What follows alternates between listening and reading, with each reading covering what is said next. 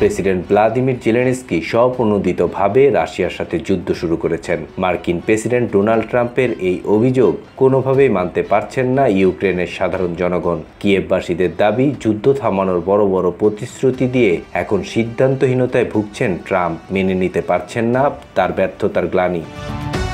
গেল রোববার ইউক্রেনের উত্তর অঞ্চলীয় শহর সুমিতে বেসামরিক নাগরিকদের লক্ষ্য করে চলিত বছরের সবচেয়ে ভয়াবহ হামলা করেছে রাশিয়া। পরদিন প্রতিক্রিয়ায় ট্রাম্প বলেন, এই যুদ্ধের দায় জেলেনস্কি, রাশিয়ার পুতিন ও সাবেক মার্কিন প্রেসিডেন্ট জো বাইডেন, এই তিনজনকেই নিতে হবে। বিশেষ করে জেলেনস্কির দিকে অভিযোগের তীর ছুঁড়ে ট্রাম্প অভিযোগ করেন, 20 গুণ বেশি শক্তিধর একটি দেশের সাথে যুদ্ধ শুরু করে ইউক্রেন ভেবেছিল মিত্রদের অস্ত্র সহায়তা নিয়ে পার পাওয়া সম্ভব। এদিকে ইউক্রেনে শান্তি ফেরাতে ট্রাম্প প্রশাসন যে চুক্তির কথা বলছে সে বিষয়ে দৃশ্যমান কোনো অগ্রগতি নেই মন্তব্য করেছে ক্রেমলিন মুখপাত্র দিমিত্রি পেসকভ। এছাড়াও ইউক্রেন ইস্যুতে ওয়াশিংটনের ওপর আস্থা রাখলেও শান্তি চুক্তি কবে নাগাদ কার্যকর হতে পারে তা গোপন রাখতে চায় মস্কো।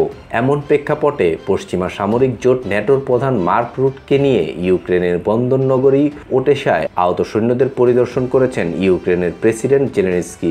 আবারও একবার মনে করিয়ে দিয়েছেন, রাশিয়া যুক্তরাষ্ট্র ছাড়াও ইউক্রেনে শান্তি ফেরানোর আলোচনা চলছে বিশ্বের নানা প্রান্তে।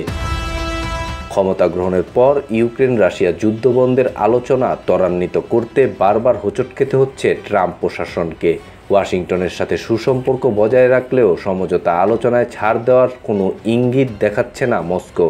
আর ইউরোপের সমর্থন ইউক্রেনের দিকে ভারী হওয়ায় নতুন করে চাপ দিতে পারছে না ওয়াশিংটন। ফলে চলমান এই সংঘাতের অবসান নিয়ে ধোঁয়াশা দিন দিন বাড়ছে, বই কি কমছে না।